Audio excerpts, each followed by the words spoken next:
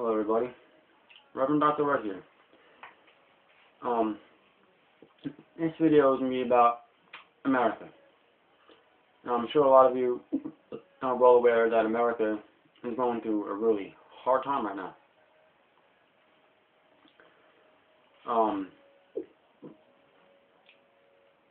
But what is anybody doing about it? What's being done to save America? And how many people can say that they truly know America?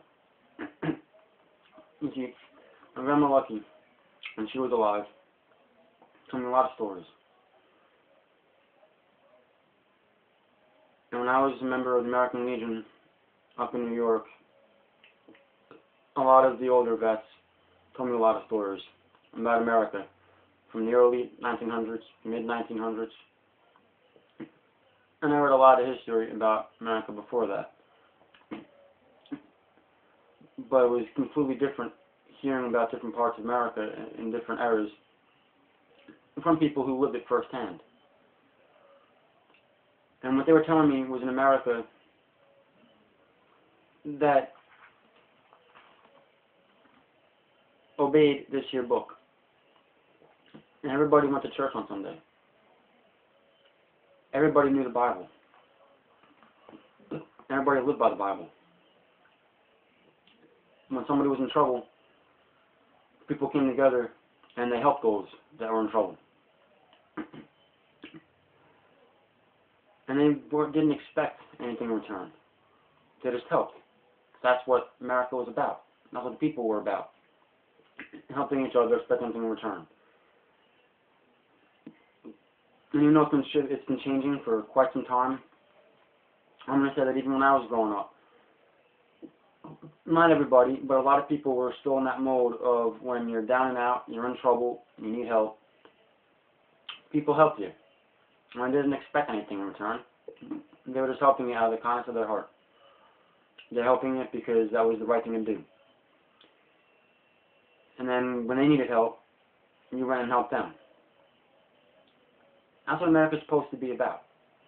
That's what America's supposed to be. That's who us as Americans are supposed to be. When there's rough times, we work together as a community, as a nation, and we help each other out, and we get through the rough times. Nowadays, what I'm seeing is less and less people are living by the Bible.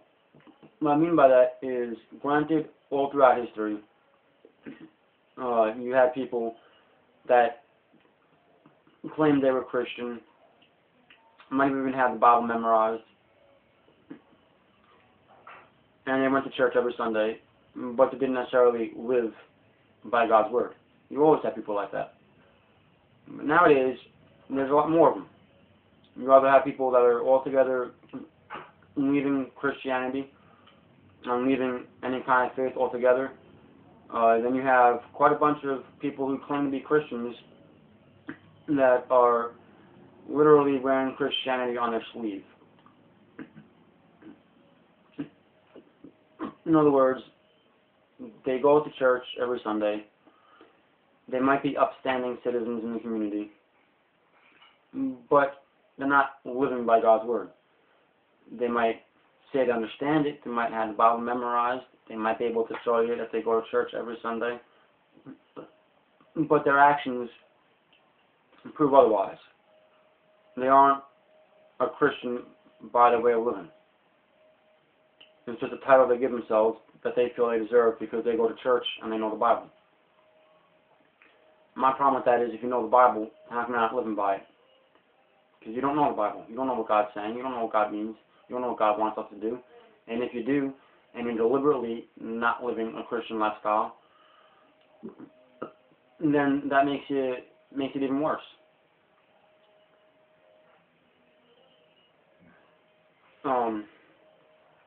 And what we're seeing happening right now, and like I said, I understand it's been going on for quite some time now. It's been a long process in the making. But now everything is kind of speeding up. We're in the last days. But what we're seeing right now is our freedoms are being stripped. There's more and more tax on Christianity, and more tax on America, and more tax on freedom in general.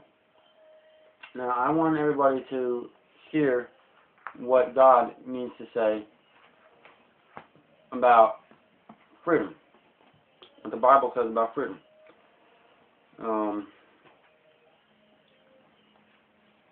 Galatians chapter 5, verse 1 is where I want to go.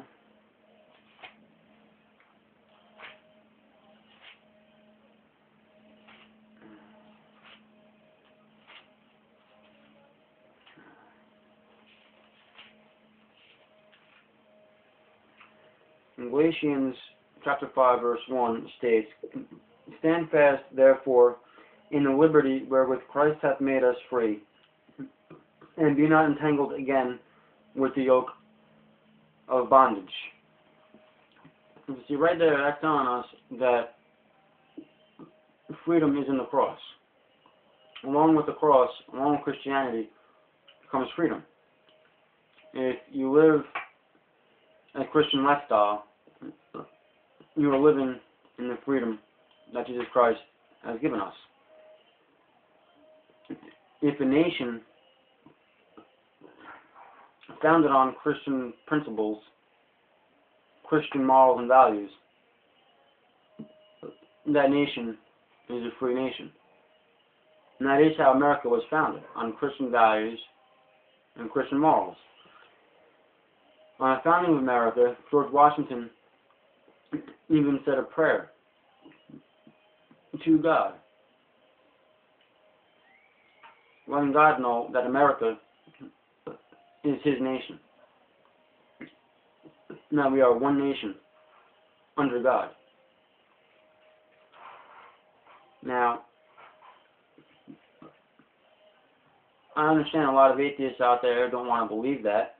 A lot of atheists don't want to understand that we were founded as a Christian nation. But then they're going to argue about this whole separation of church and state bit. Now, and they try to suggest that the separation of church and state was in the Constitution. Now, I want to point out to everybody, because everybody already knows, or everybody that knows me or has been watching my videos, knows that this I carry around with me everywhere I go. But I also carry around this booklet everywhere I go. This is the Patriot's Handbook of American Liberty.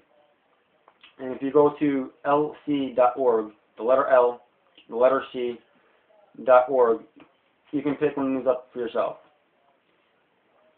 And inside this little handbook, it has Declaration of Independence, the United States Constitution, Patrick Henry's famous "Give me death or give me liberty" speech, give me liberty, give me death speech, and an essay by Matthew Staver. And I just want everybody to know, particularly these atheists and everybody who believes that separation of church and state is in the Constitution, particularly those that believe it's part of the First Amendment. And yes, for the conservatives out there that watch the video, I have seen it stated by atheists and Christians alike, mostly from the younger generation, that separation of church and state is in the Constitution. Well, the First Amendment of the Constitution reads as follows: Congress shall make no law respecting an establishment of religion, or prohibiting the free exercise thereof, or abridging the freedom of speech, or of the press, or the right of the people peaceably to assemble, and to petition the government for a redress of grievances. That's the entire First Amendment. Nothing, nowhere in there does it say about anything about separation of church and state. When it says that Congress shall make no law respecting an establishment of religion, or prohibiting the free exercise thereof, all that is simply getting at is that no one Christian faith or no one religion can be persecuted against or can be declared the faith of America. But that does not deny the fact that we were founded on Christian principles. As a matter of fact, in early America, Christianity was America's overall faith. Not necessarily a Christian church, as in the Catholic Church or the Methodist Church or the Puritan Church. The entirety of Christianity. And in the early days, you had to have some sort of Christian faith, whether it was Catholic, Methodist, Puritan, or any of the other faiths of Christianity, in order to hold any kind of government office, including presidency. You had to have faith in one of the Christian religions. So it wasn't like England, where you had the church was ruling over the country. In America, it was the faith. There was no one Christian religion that was seen as above all other Christian faiths. And everybody of any other faith outside of Christianity were allowed to come here and practice. They weren't going to be persecuted against for practicing whatever their faith was. They just weren't allowed to hold any kind of governmental offices, including that of the presidency. That remark of the separation of church and state comes from Thomas Jefferson in a letter that Thomas Jefferson wrote. It is nowhere to be found in the United States Constitution. So before anybody tries arguing that fact, I suggest they look it up for themselves. Then we have, going back to the Bible, 1 Peter chapter 2, verses 15 and 16.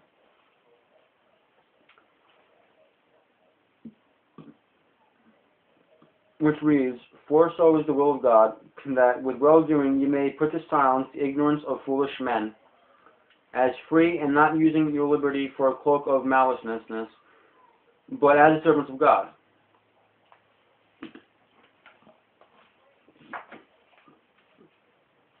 So right there, that's suggesting that not only were we given freedom and liberty by Jesus Christ,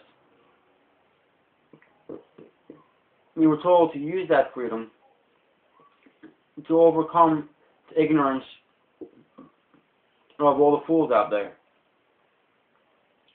And we are to use our freedom given us by Jesus Christ to free others out of bondage.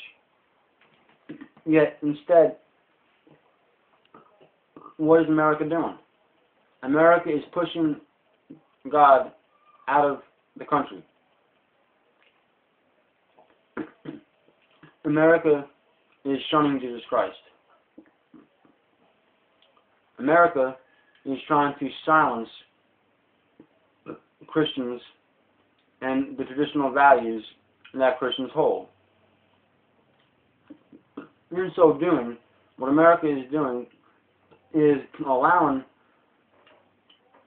themselves to be put back into bondage, put themselves back into slavery of a dictator. I also want everybody to realize, just to help make my argument here, that in 2 Corinthians chapter 3, verse 17, it also states, "Where the Spirit of the Lord is, there is liberty." So in the very early stages of America, America was truly free. Everybody was able to practice whatever faith they wanted to practice.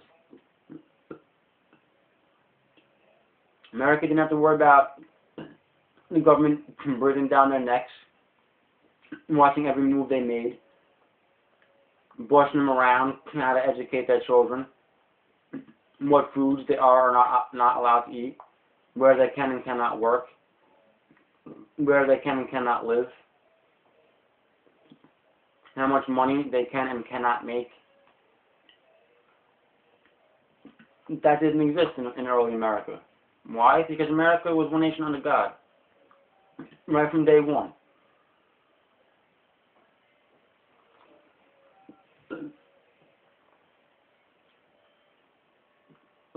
And it really saddens me to read through letters that were written by Americans that lived between the founding of America up to the early 1900s, and can read their stories about what America was like, and listen to some of the older people that I've spoken with, including my grandmother, about what America was like and what the people were like. And to every day wake up and see that America is increasingly worse, farther and farther away from what America was.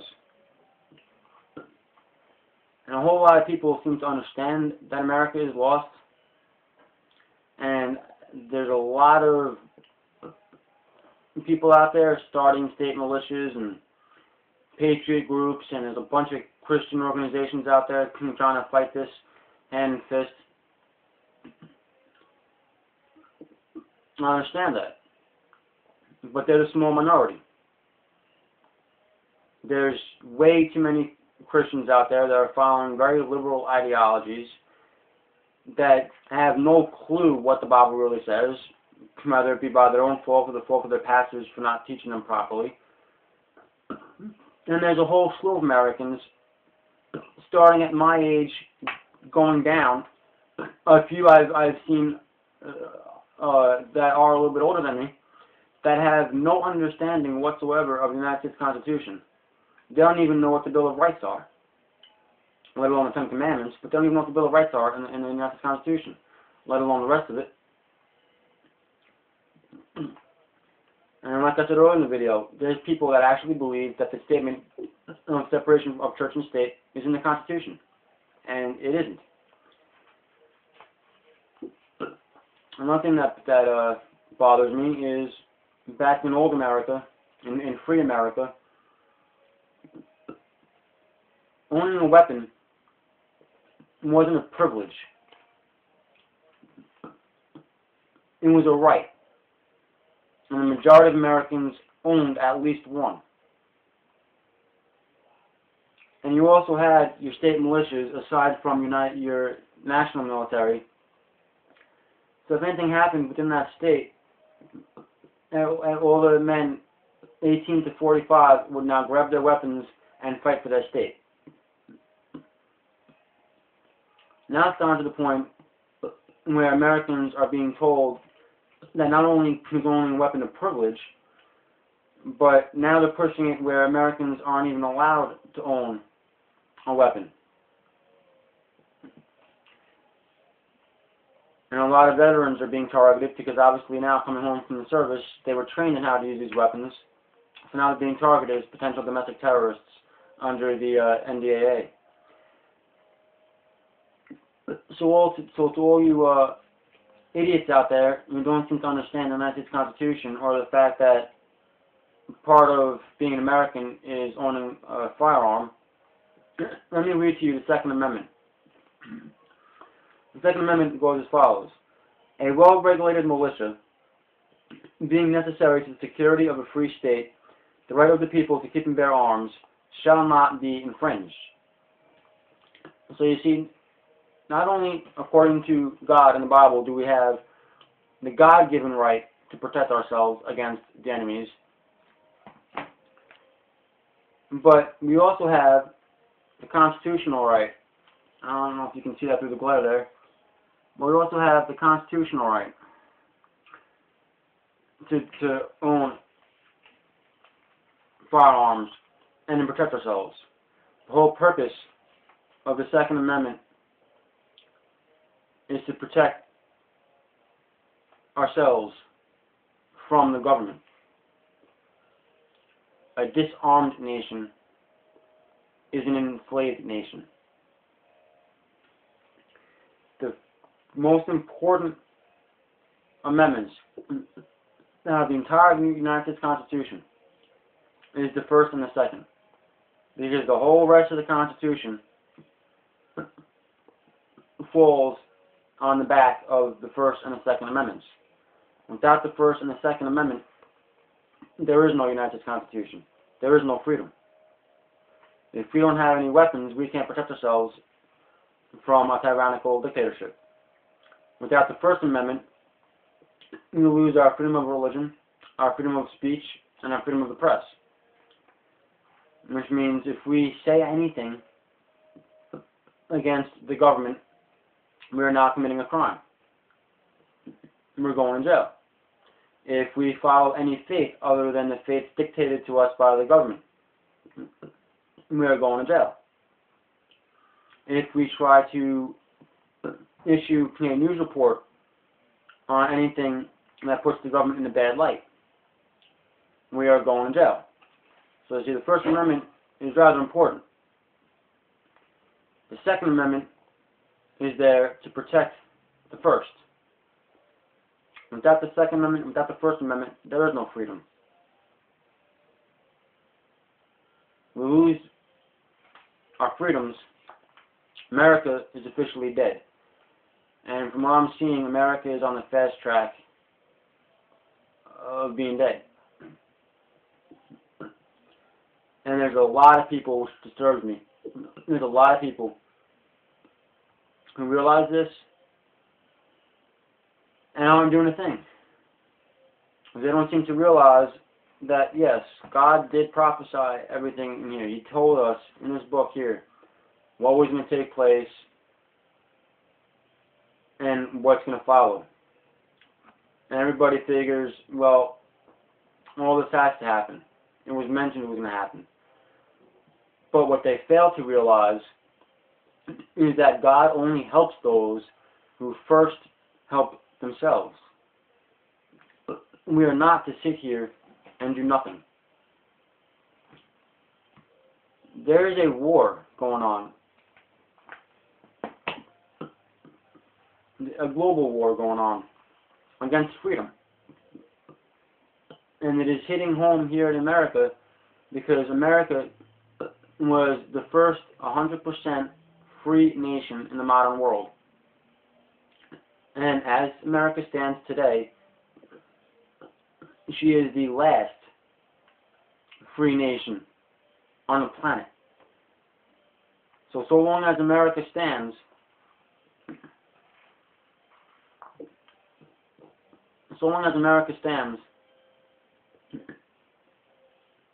the elite are threatened. As long as somebody has to take the freedom in their mouth, they're going to use that freedom and they're going to spread that freedom to other people and try to put the taste of freedom in their mouths. And once somebody who's been enslaved tastes how wonderful freedom is, they're going to try to latch on to that and have more of it. So as long as America exists, there's the possibility that other nations around the world are going to experience our freedom and try to take it back to their nations and free their nations. The elite don't want that. So we are being attacked every which way possible. And I would really like to see more people standing up for our freedom. I would like more people to start educating their families, particularly the younger generations, of what kind of freedoms we do enjoy today and what kind of freedoms that we had, that we lost already. And to explain to them the America of yesteryear in comparison to America of today. It really saddens me. I have no idea. To keep on rerunning my grandmother's stories through my head of what America was like. My grandmother, or my great-grandmother, or my great-grandfather came here from Ireland. And they built the town of Troy. they built that town. And everybody worked together. Everybody pitched in and helped everybody else out. When somebody was down and out, the rest of the neighborhood pulled together and helped them. And I'm going to say that that's the America that we had up to about maybe the 50s, 60s, and then it started declining. And then somewhere in the mid-90s, early 2000s, it just shattered. And the icing on the cake was the attack of 9/11 in 2001. That gave the government the go-ahead, under the guise of national security, to strip us of ever more freedoms, all in the guise of national security. Since the attacks on 9/11, we are being treated as Americans as criminals. Surveillance cameras increased by 100-fold. Areas that never before had surveillance cameras now do. Any areas that already had surveillance cameras, those cameras were replaced with newer cameras that can not only see what you're doing, but can also bark orders from somebody who's watching that particular camera. And that can also hear what you're saying. So they're not just watching anymore, they're listening to you, and they have the ability to talk to you via a speaker on the camera. And it's happening all over the country, even in a lot of the backwoods areas.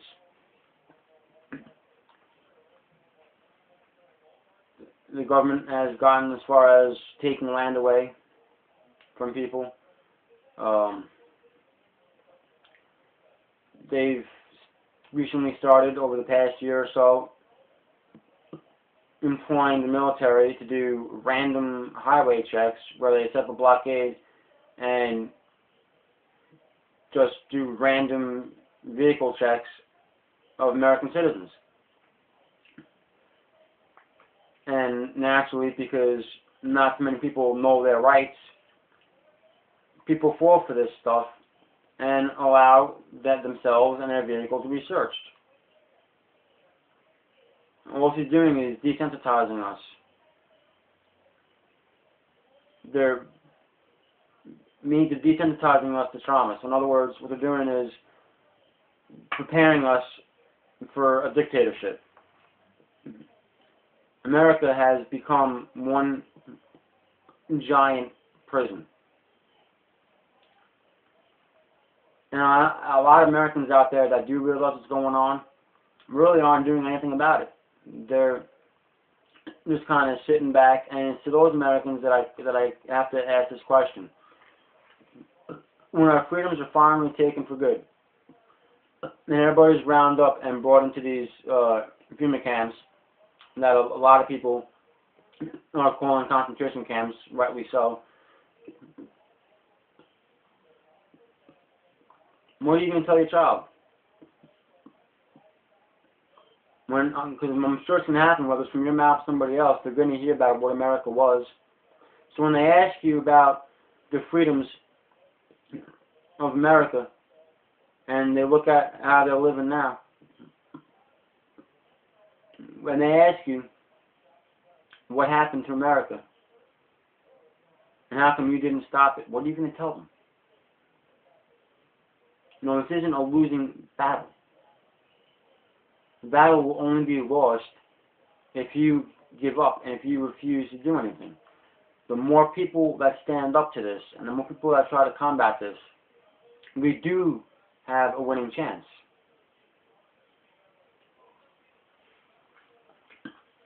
You know, I don't want to believe America was all that bad when I was growing up, but I was born in the mid-'80s.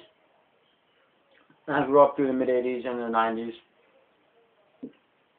And I want to say that America wasn't that bad, but I can't really say that because I don't know. So I didn't have the internet, so I couldn't see what was going on in other areas. And I was only a little kid. You know, I wasn't really interested in the world, so to speak.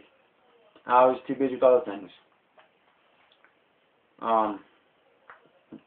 So outside of what I remember as a kid, I don't really know how the areas were or what kind of nonsense was going on legally wise with the government.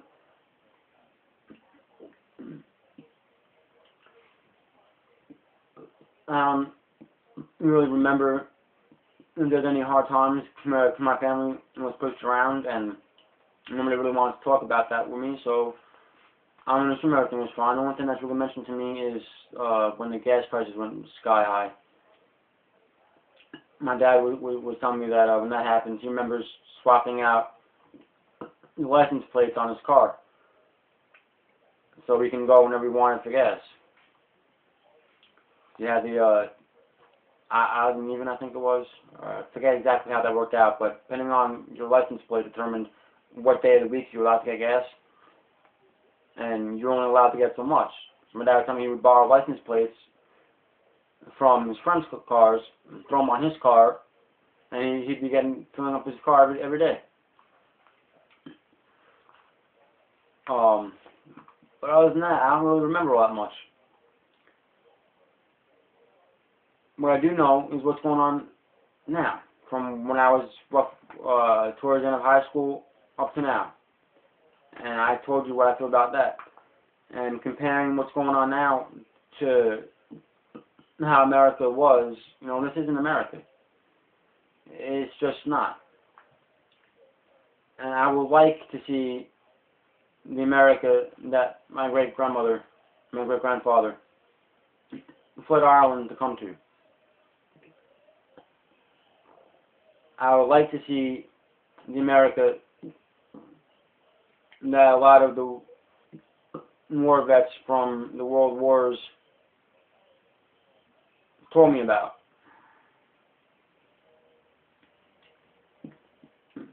I would like to see the America that my grandparents grew up in. I don't want to see America stabilized where she is now. And I don't want to see America get worse. I want America back. Of course, the only way we can get America back is if we can educate the youth on the true meaning of the Declaration of Independence, the United States Constitution, and this here Bible. Them three documents, Declaration of Independence, the United States Constitution, and the Holy Bible, is what founded America, and it's what made America free. And it's what made America so great. Because not only did the early Americans, the founding fathers, recognize that there was freedom in the cross, and found a nation on that freedom based in the cross, they wrote an entire document known as the United States Constitution to try to protect those freedoms. Of course, it was also understood back then that those freedoms can only be held so long as the American people hold on to them. But the minute we start loosening our grip on that freedom, the freedoms are going to start falling away.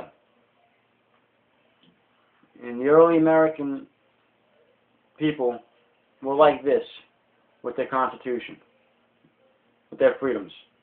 They grabbed onto those freedoms and would not let them go. They would not let anybody from either inside America or outside to take those freedoms away from us. What I'm seeing is a lot of Americans are gradually loosening their grip, and sooner or later, our freedoms are going to fall. And we're not going to have any more. And once they fall, it's going to be hard to cut them back. So while our grip on our freedom is loose, but still holding on to them enough where we still have a hold on the freedoms, let's clench back down and make sure that nobody can tug on our freedoms and remove them from us. Like this, even though our grasp is loose, but our freedoms are still there, anybody can come along and just pull the freedom right out of our hands. But if we grasp really hard down onto our freedoms, people can try to tug all they want. Our freedoms aren't going anywhere. So I suggest that America wakes up. All of you that are awake to the problems at hand, get over your nonsense, because I was there too. I felt that it's completely hopeless. You know, we'll just ride it out, and in the end, God will come down and save us. Christ will come down and save us. And it was with that mentality that I started digging really hard in this year Bible. And that's when I kind of came to the realization that that's not necessarily so. Because yes, it's written, but we all have a part to play. Christ says himself that he doesn't want you if you're lukewarm.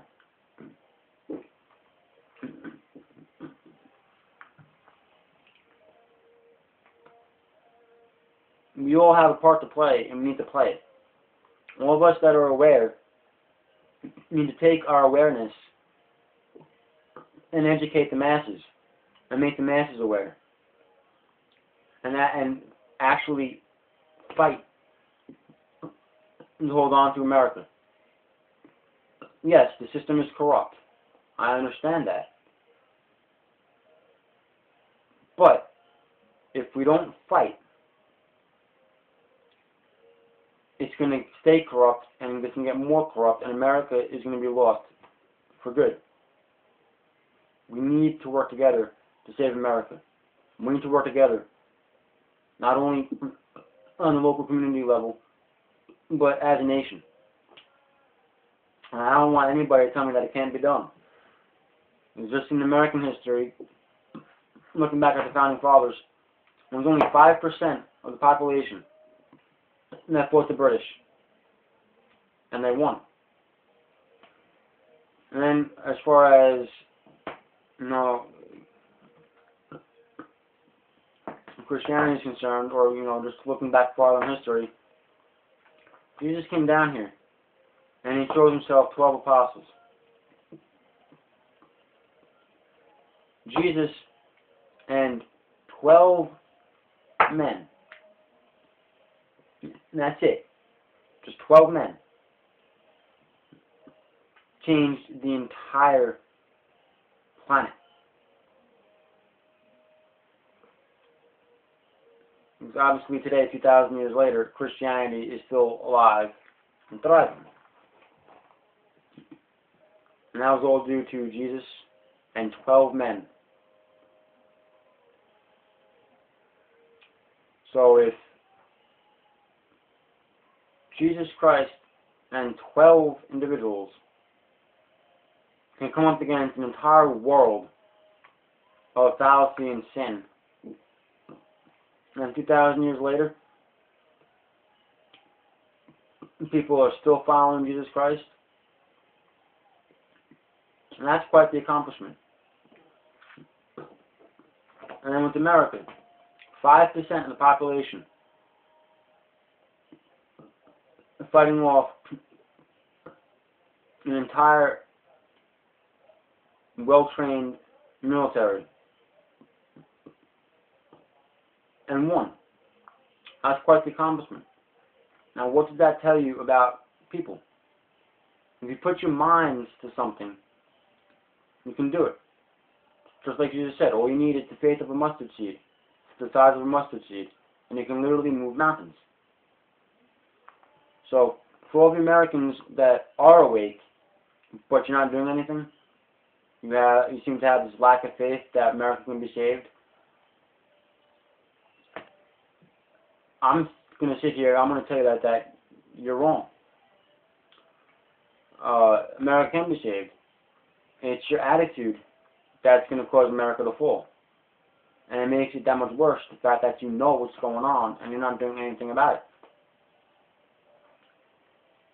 Those of you Americans that are awake and are trying to spread the word, keep it up. Keep the fight going. Because it'll be thanks to individuals like you and myself that if America comes out of this, it'll be thanks to us. Because we didn't sit down,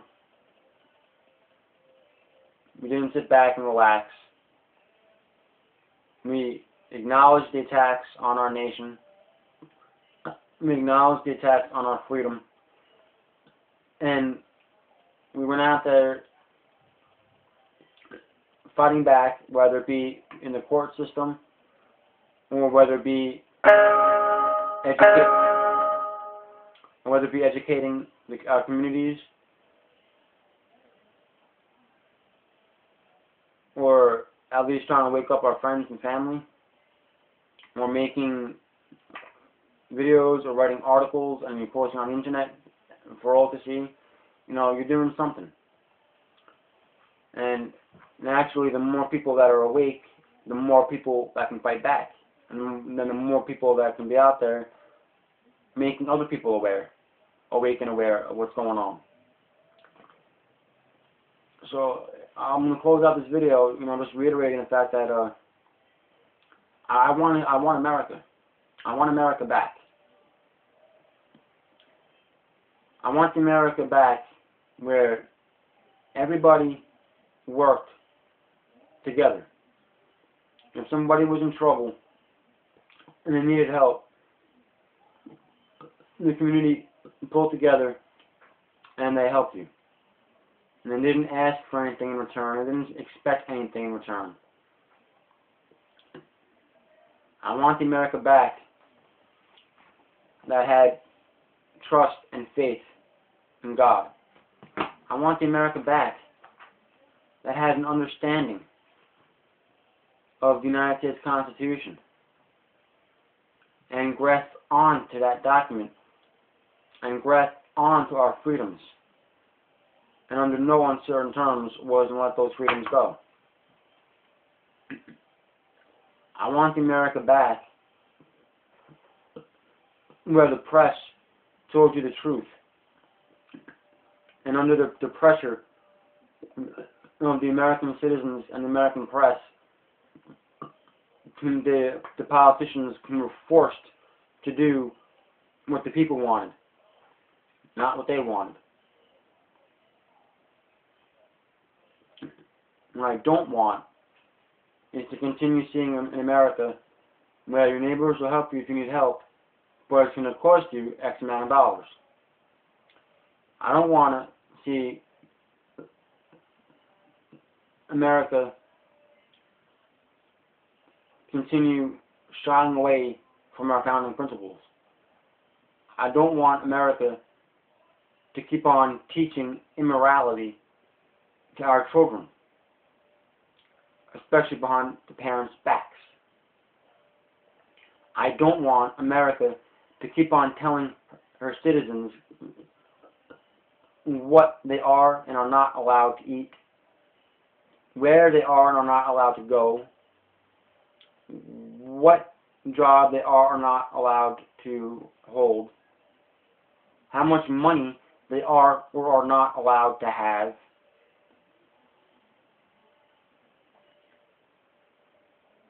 I do not want to see America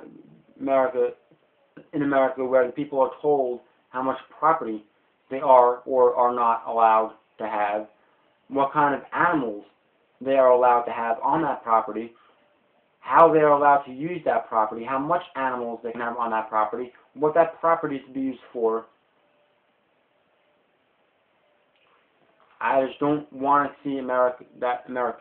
I don't want to see America continue going down that path. I don't want to see America die as we all know her and raised back up under a new banner of a dictator.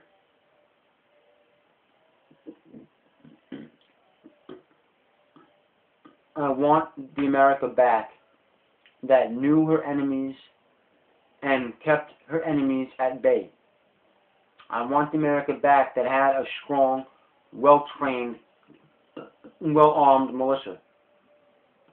I want the America back where everybody believed in God and country. I want America back where people respected one another. I want the America back where it didn't matter how high in society you were or how low. You still helped each other.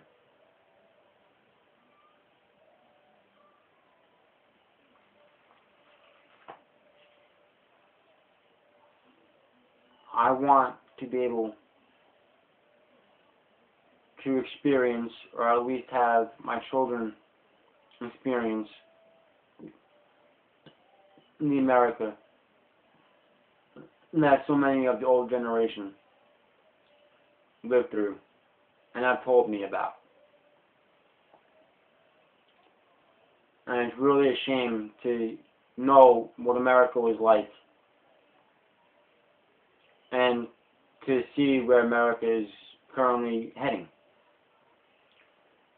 And it's even more upsetting to know that countless hundreds of millions of Americans are blindly going down that road. Because they're allowing the state-run media to make all their decisions for them and to control their thoughts for them, as opposed to analyzing all the information from numerous different sources and coming up with their own opinion. They're allowing the media to form their opinion for them. And countless other Americans that are aware of what's going on and do still have enough of their own free will left to formulate their own opinions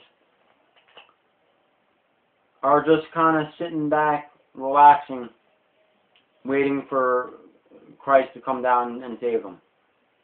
Meanwhile, it's made all too evident in this here Bible that He only helps those who help themselves. In other words, if you don't do something, why should He help you? What are you doing to help yourself? How many other people are you trying to help? You know, I'm getting really tired of all this negativity coming from those people that are awake. I understand things are bad. I understand the corruption. I understand all that. I've been looking into a lot of this stuff for a really long time. But it does not mean that by continuing to make other people awake and aware, and it does not mean that if we fight this, we're going to lose.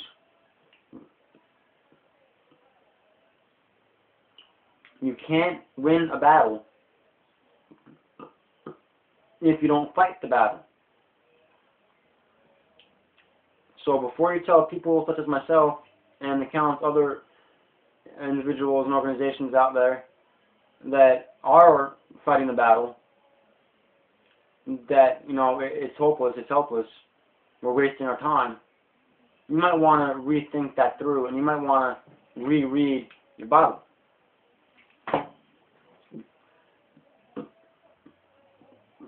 It is my job as a pastor to fight and defend Jesus Christ and to try to wake up others to Jesus Christ.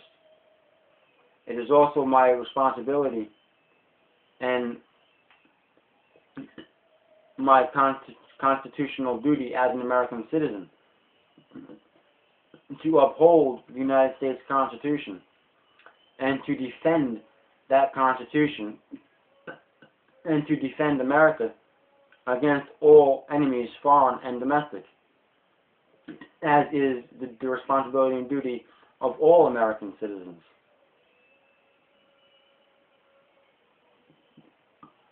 So by me getting out in the general public locally, or by voicing my opinion online about what's going on and giving people the information, I'm doing my job.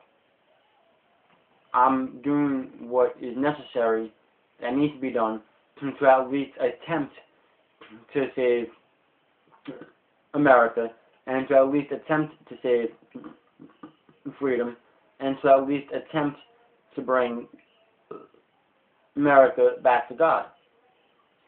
Sitting there and doing nothing is not it.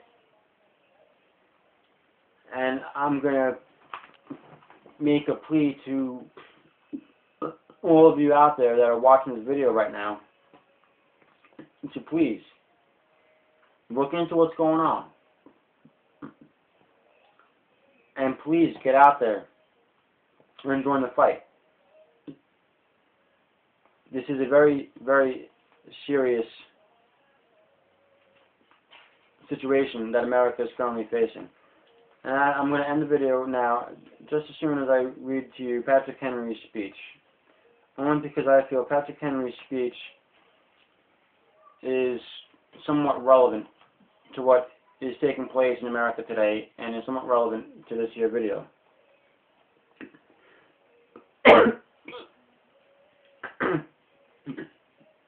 In the words of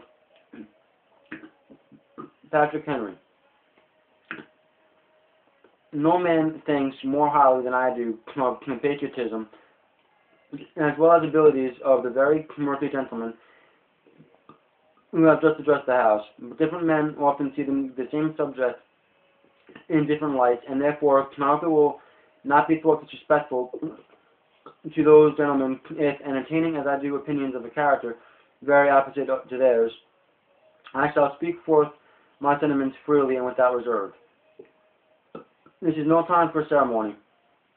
And the question before the House is one of awful moment to this country. For my own part, I consider it as nothing less than a question of freedom or slavery.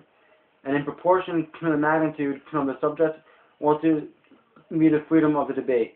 It is only in this way that we can hope to arrive at truth and fulfill the great responsibility which we hold to God and our country.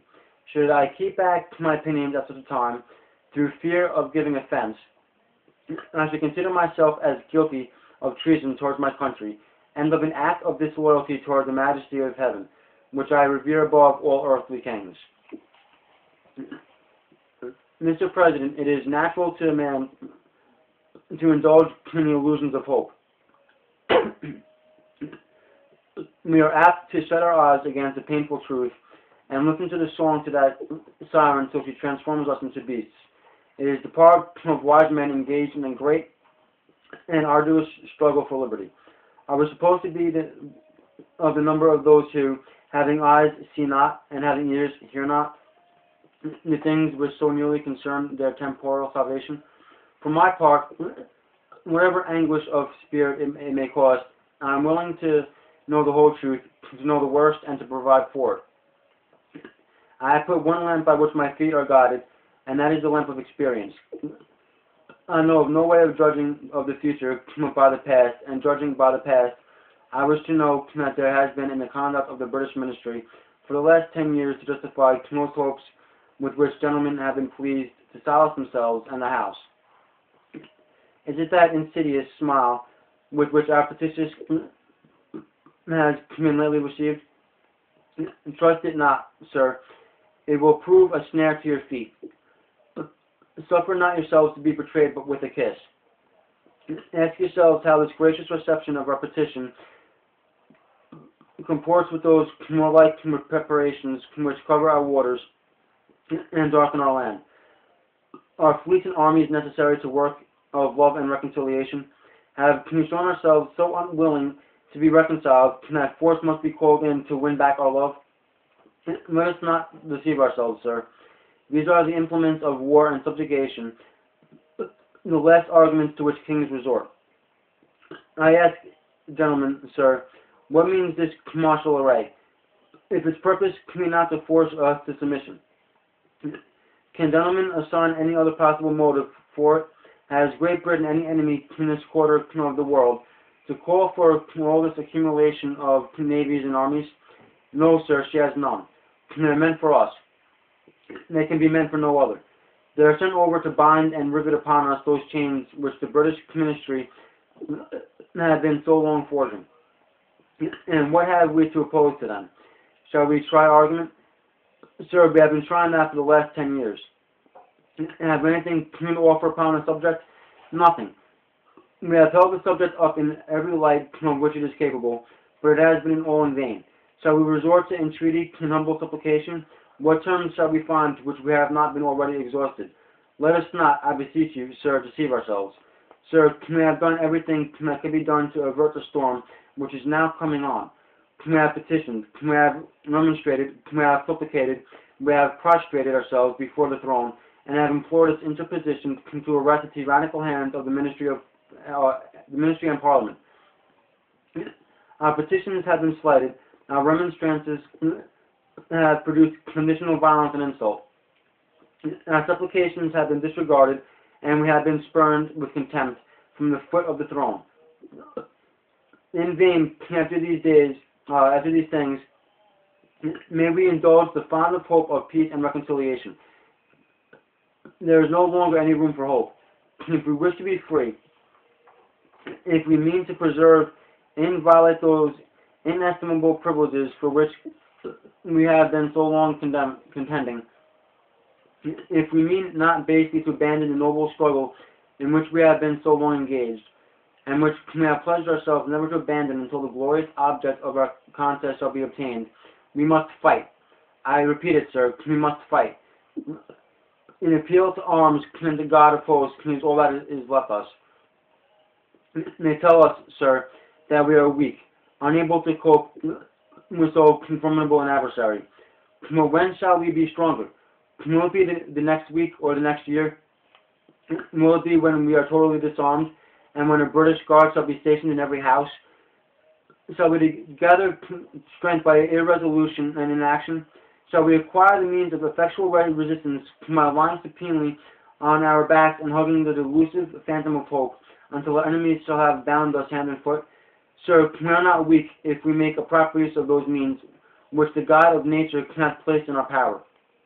The millions of people armed in the holy cause of liberty, and in such a country as that which we possess, are invincible by any force which our enemy can send against us. Besides, sir, we shall not fight our battles alone. There is a just God who presides over the destinies of nations, and who can raise up friends to fight our battles for us. The battle, sir, is not to the strong alone. It is to the vigilant, the active, the brave. Besides, sir, we have no election. If we were base enough to desire it, it is now too late to retire from the contest. There is no retreat but in submission and slavery. Our chains are forged. Their clanking may be heard on the plains of Boston. The war is inevitable, and let it come. I repeat it, sir, let it come. It is in vain, sir, to extenuate the matter. Gentlemen may cry peace, peace, but there is no peace. The war has actually begun. The next gale that sweeps from the north will bring to our ears the clash of resounding arms. Our brethren are already in the field. Why stand we here idle? What is it that gentlemen wish? What would they have? Is life so dear, or peace so sweet as to be purchased at the price of chains and slavery? Forbid it, Almighty God. I know not what course others may take, but as for me, give me liberty or give me death. And as far as I'm concerned, that speech still holds true to this day. All you gotta do is replace the British government and the British Parliament with that of the current regime presiding over America, and with the United Nations, that the current regime is giving ever more power to over the American people. and making our freedoms disappear to be replaced by the Constitution of the United Nations. So I ask you, my fellow American countrymen, as of this day, as of the viewing of this video, where do you stand? Up to the point of you viewing this video, what have you done to awaken the masses? What have you done to help fight and preserve our freedom?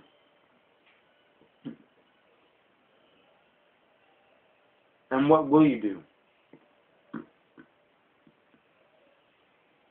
Our Constitution is being shredded. Every day, our Constitution is less and less. Every day, our freedoms are less and less. Veterans are being silenced. Christians are being silenced. Anyone who holds values in the traditional are being silenced. Anyone who believes in the one true God is being silenced. The United Nations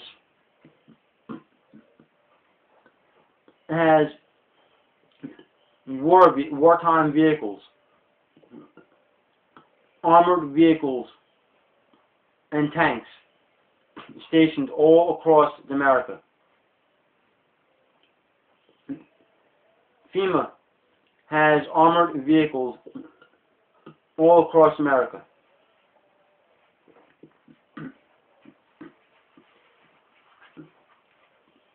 Troops are being trained to fire upon the American people.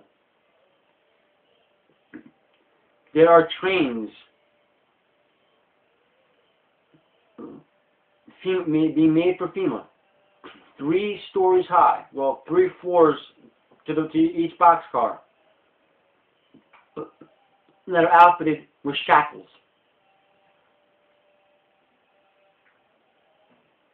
These boxcars have been discovered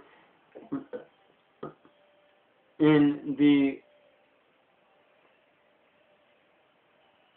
wilderness, in the mountains in Montana, in the Carolinas, in Georgia,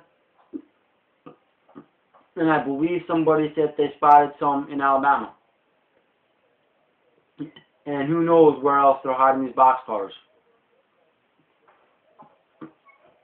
And an order was put out for 102,000 more. Then there's the fact of all the rounds of ammunition and weapons that were purchased. America is on a dangerous, dangerous slope to tyranny. All of you who are awake and are sitting there doing nothing, it will be your fault, and you will have no one to blame but yourself when you are sitting in a FEMA concentration camp and you are being separated from your family. So I'm sure it's going to be done just the same it was done in Germany. Males in one camp, females in another, and children in another. And you will have no one but yourself to blame unless you stop your ignorance and stand up now. Like I said, I understand the corruption. I understand how everybody feels about that. But that does not mean that we can't still win this. We haven't lost all of our freedoms yet. We haven't lost America yet.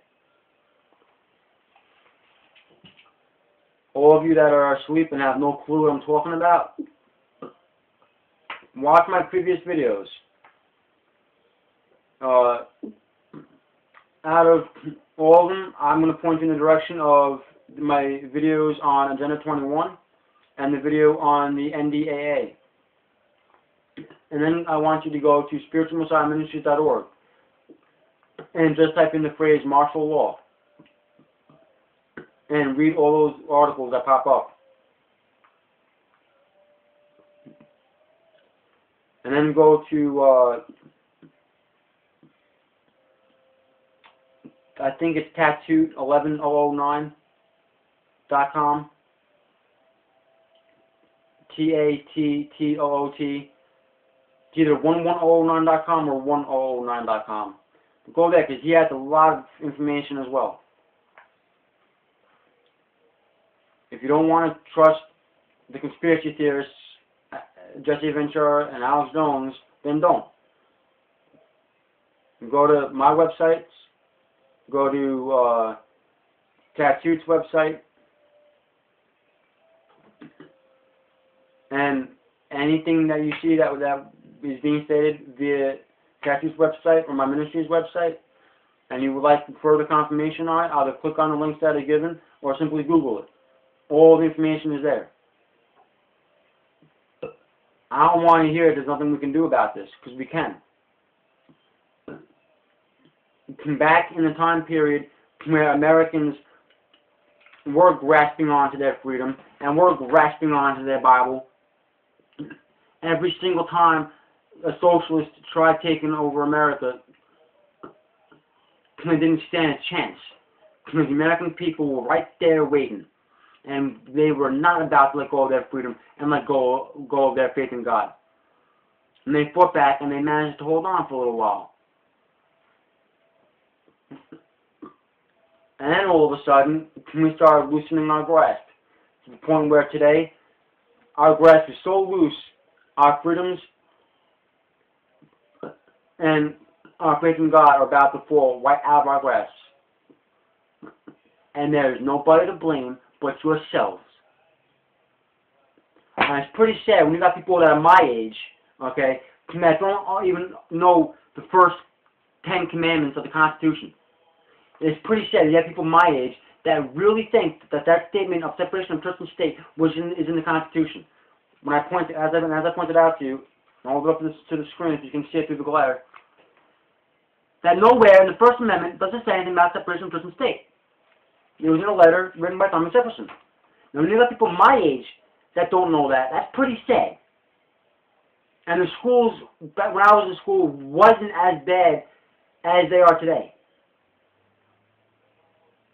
Actually, I thought my teacher, my social studies teacher, was actually pretty good. But then again, he was a naval commander, so naturally he would be pretty good when it comes to stuff like this. But that's only one teacher out of how many schools across America?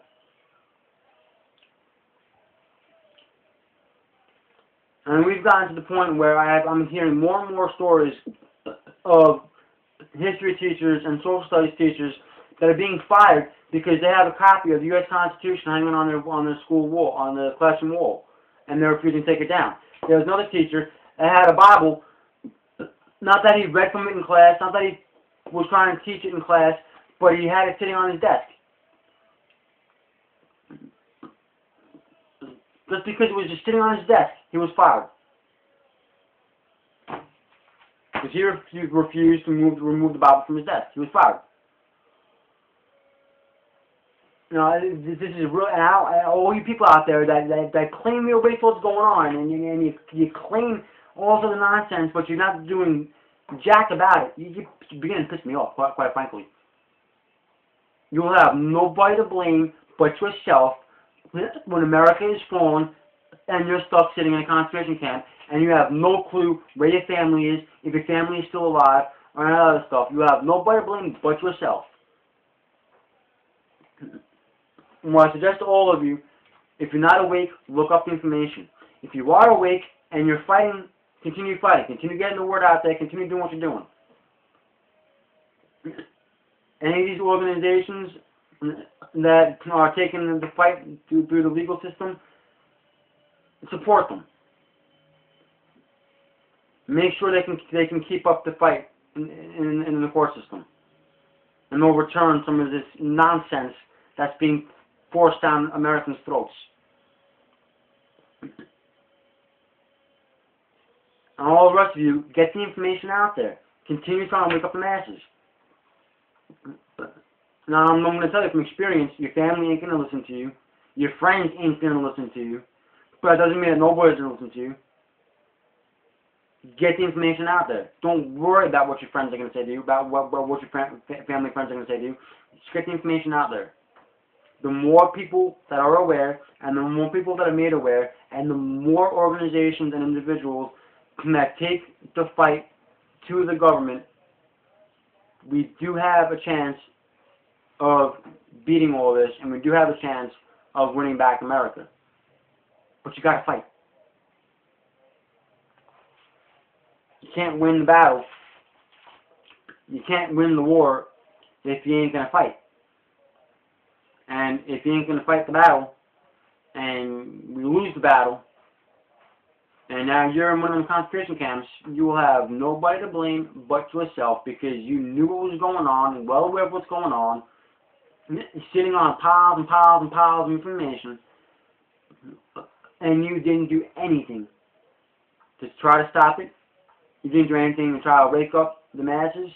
You didn't do anything but sit there. You have nobody to blame but yourself.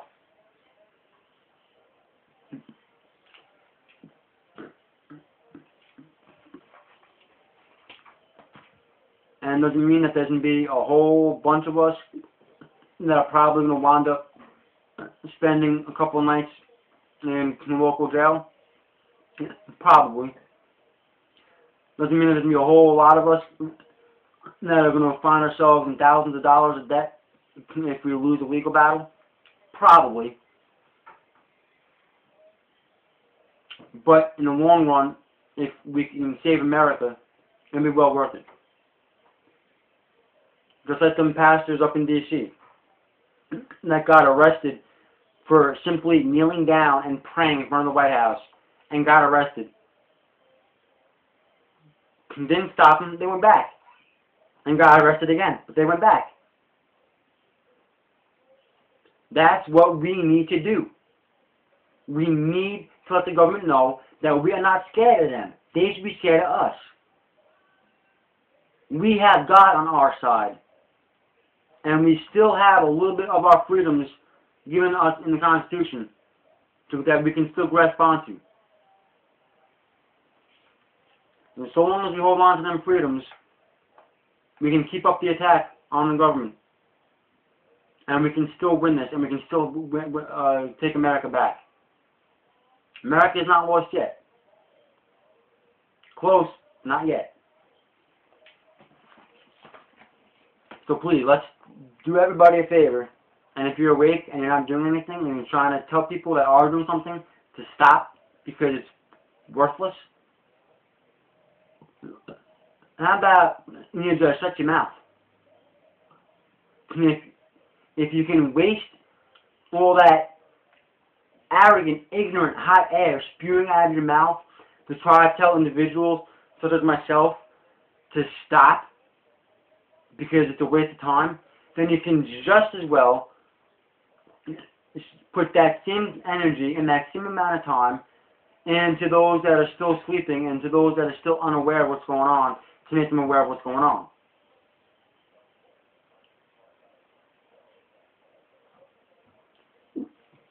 If you can't do that, and if you're going to continue to try to tell people like myself to keep our mouth shut because it's worthless, then I can no longer view you as my countrymen.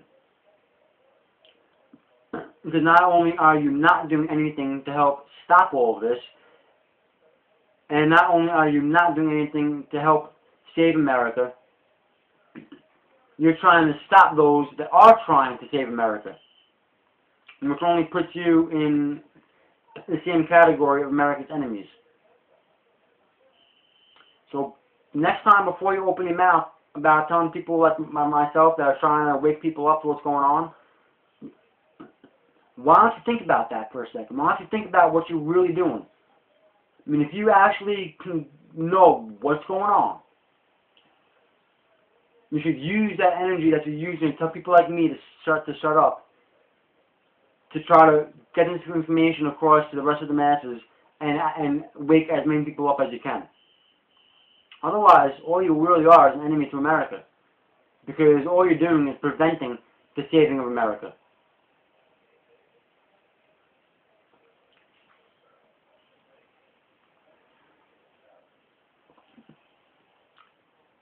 And as I said in the beginning of this video, I want America back. And I am not going to allow anybody to stand in my way of getting America back. I don't care how low in society you are or how high in society you are. You are not going to stand in my way. And I know that there are millions upon millions of Americans out there that feel the same as I do. So where are all of you? If you feel that way, then let your voice be heard. Get in contact with myself and get in contact with some of these other organizations out there that are taking the battle to the courts. And let your voices be heard.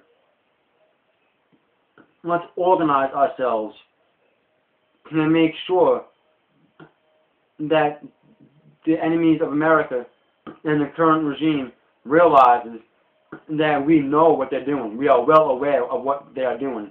And we are not as stupid as they keep on suggesting we are.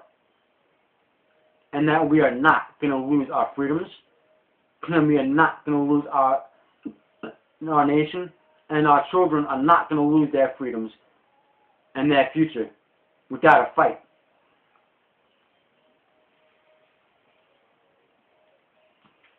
That being said, I welcome you all to view the rest of my videos, view my websites for further information. Tatoott's website, I'll post a link in the description of the video to his website. View his website, get some information, spread the information, spread this video, and get the word out there. Let's organize ourselves. Let's get behind anybody out there that's taken the fight into the courts. And let's start taking America back before the worst case scenario arises. And it's coming. And it's coming soon. If we don't stop it in its tracks, America is going to fall, and this nation is going to rise under a dictatorship. We are running out of time. So let's organize ourselves, let's make our voices heard, let's get the masses woken up, and let's save America. Thank you for watching. God bless.